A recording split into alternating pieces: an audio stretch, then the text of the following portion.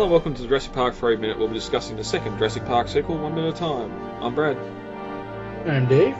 And on this episode, we'll be discussing minute 82, the final minute of Jurassic Park 3. But before we get to that, David, over at Jurassic-Pedia.com, I thought it fitting now as we get to the end of the minutes to look at Jurassic Park Adventures, the book series that come after Jurassic Park 3. Again, written by the same writer that adapted the novelisation for the film, so he'd done all the work on the film and then went on to write 3 novels or short stories after the film concluded. 1 or 2 in here I really want to read. 1 I'm not too don't know about. Book 1 is called Survivor and sort of chronicles the adventures of 13-year-old Eric Kirby as he's lost on the island.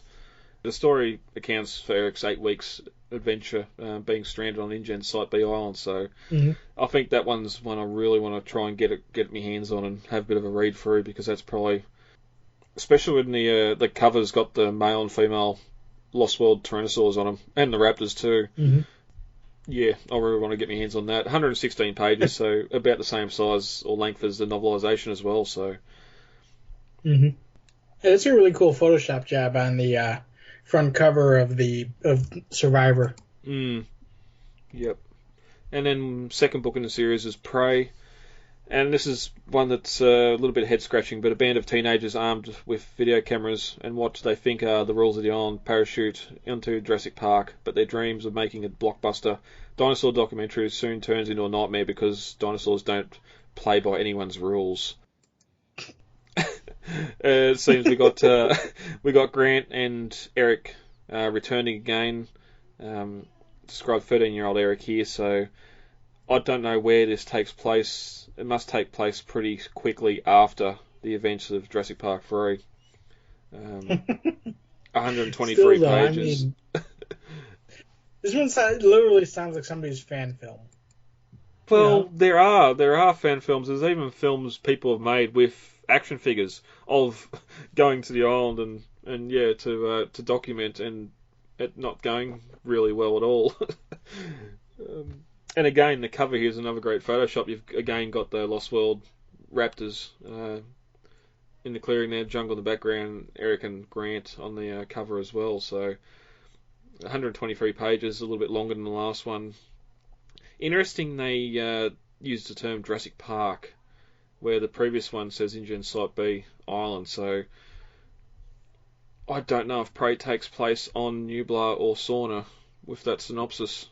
Are you telling me there's 2 islands of dinosaurs here? Well, maybe again, post Jurassic Park 3 and Grant's been public about what happened or something, and more about Nublar's come out. We know now from the new films that animals did survive on Nublar, so I wonder if that's just the author or whoever done the blurb putting Jurassic Park in there and not Sauna, but it'd be an interesting read as well. And the third book in the series, called Flyers, Americans are stunned when a trio of Pteranodons escape Jurassic Park and tears across the United States. Well, there you go, they're using Jurassic Park instead of Sauna. That pretty much confirms it, because we know the Pteranodons come from Sauna. No one wants to see these awesome creatures destroyed, yet their presence is terrorising the country, especially after they nest in one of the world's biggest tourist attractions. Can Jurassic Park survivors Dr. Alan Grant and 13-year-old Eric Kirby find a way to lead these winged creatures home? 128 pages, so longer still than the last ones. What's the... I've just got to bring up the photo here. What is the world's greatest attraction? Universal Studios. Interesting. Yeah, it was Universal Studios they attacked. There's a little plug in there, guys. Yeah.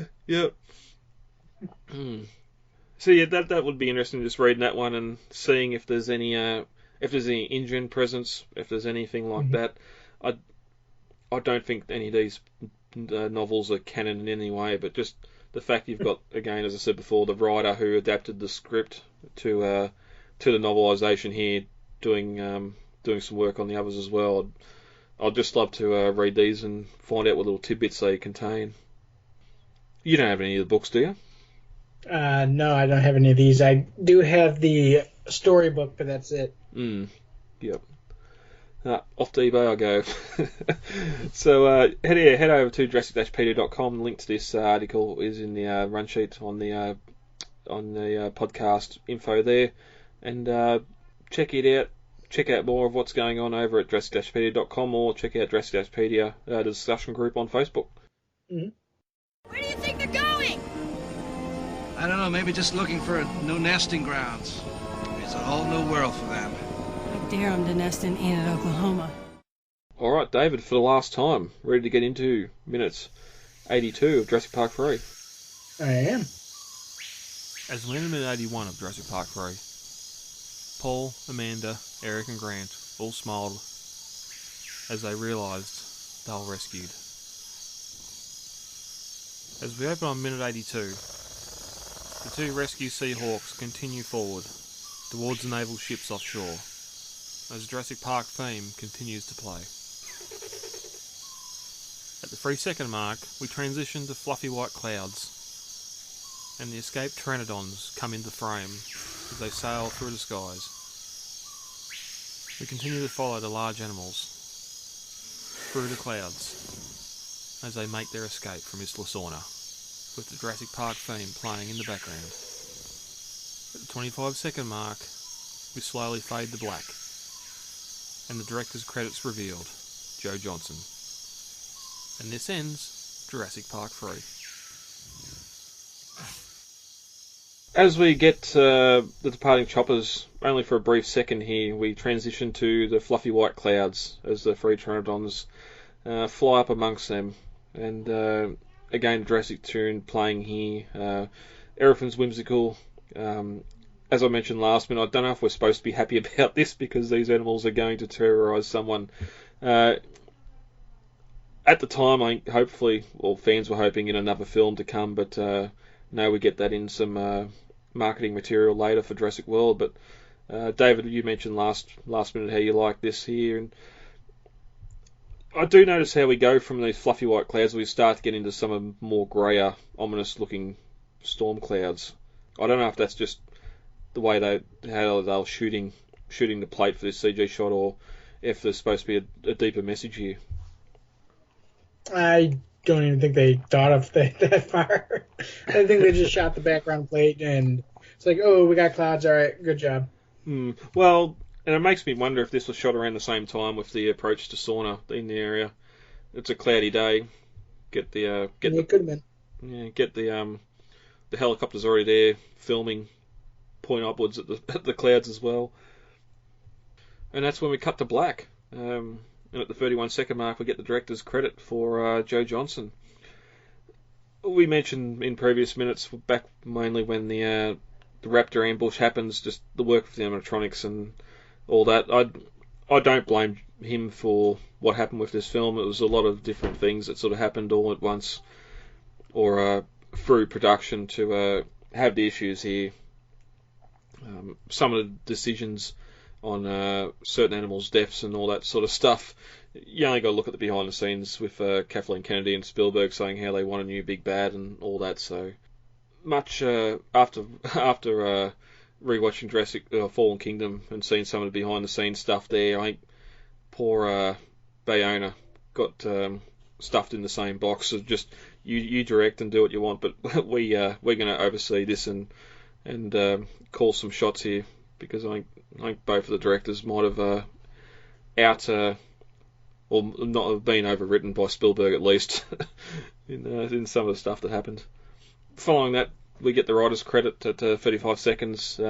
Peter Bunchman and Alexander Payne and Jim Taylor, they have gone on to do other stuff as well, but this is their last credits for the Jurassic franchise. Now, we get an acknowledgement here to Michael Crichton and his characters. I've always heard it said Crichton, but the spelling of his surname is Crichton, isn't it? It is, but you're right, it is pronounced Crichton. Yeah. I just realised when I seen the credit, I've gone, that doesn't look right. And then we get the production credits from Kathleen Kennedy and Larry Franco, and exclusive producer Credits Steven Spielberg. We know he was there on set. And finally, director of photography Shelley Johnson. That's Jurassic Park 3. David, we're going to record a special recap episode as well to come out next, but anything briefly you want to discuss on what we've seen so far before we get to that episode? No, I think we're good. Yep, alright. Lastly, looking at the novelisation, Alan looked up from his hat as the co-pilot handed him a headset. For you, the co-pilot said. He puts them on and adjusts the microphone, and he had to yell over the sound of the chopper. This is Grant, and through the speakers we can hear Alan, are you okay? And it's Ellie. He says, Ellie, yes, I'm fine. And he was grinning like a schoolboy. She says, I don't believe you. She says, you told me a paleontologist had no business being on that island. And Grant says, I know. And that's when Ellie asks, so what were you doing? And Grant just sits back in his seat, allowing the golden sunlight to wash over him. And he simply replies, evolving. As you said last minute, for in the storybook we get the men in the suit with the phone. But he gazes out the window, taking in the prehistoric beauty of the pteranodons. They were flying northward beside the sunrise. It was a new dawn, a new beginning, and Alan Grant didn't look away. He kept watching, even after the fluttering silhouettes dissolved into the shimmering light. And that's the end. So again, like as you were saying last minute, we get that phone call. We actually get Ellie back for the end of the film as well. Mm-hmm. And lastly, as we end out the script, as Grant climbed up the ladder and onto the helicopter, he yells for the chopper, or yells in the chopper to find some sharp to cut the ladder. And that's when Eric offers up his raptor claw. Grant uses it to rip the line, the fibres break and fray, but the pteranodon keeps coming closer. Paul throws a wrench at the pteranodon, whacking it straight in the head. It felt good, but damn, it didn't slow it down a little. I would have loved to see Paul throw something at it and hit it in the head. Would have been a little bit more comedy from William H. Macy there as well, trying to throw something at it. Grant has cut through the cord and start on the second when the pteranodon snaps at him, going for his hand. There's nowhere for Grant to cut without the pteranodon getting him. And that's when he gets an idea. He very deliberately places his hand on the line, pulling away at the last moment, and the pteranodon itself bites the line and snaps it. And that's when the animal falls away from the helicopter, catching wind just before it hits the water, and it circles and flies back towards Isla Sorna. As horrifying as the creature was a moment ago, it's suddenly beautiful again. Each motion of its giant wings is a small symphony. So short memory spans here. The animal is just trying to eat you, and oh, it's beautiful.